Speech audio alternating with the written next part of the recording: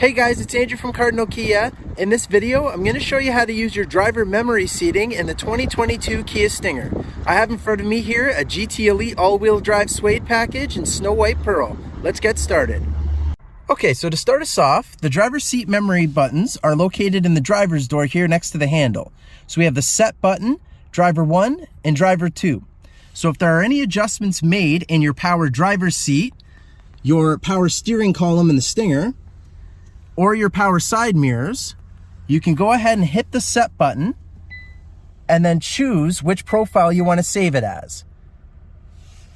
If anybody got into your car and made any adjustments to the seat and you want it to go back to what you set, you just go ahead and press which driver number you want and the seat will go back to that position.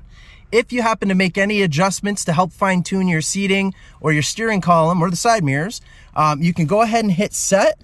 And again, just save it over top as whichever number you selected before, and it will override those settings from before.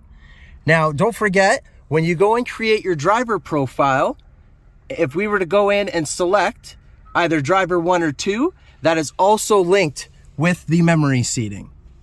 And that's how you do it.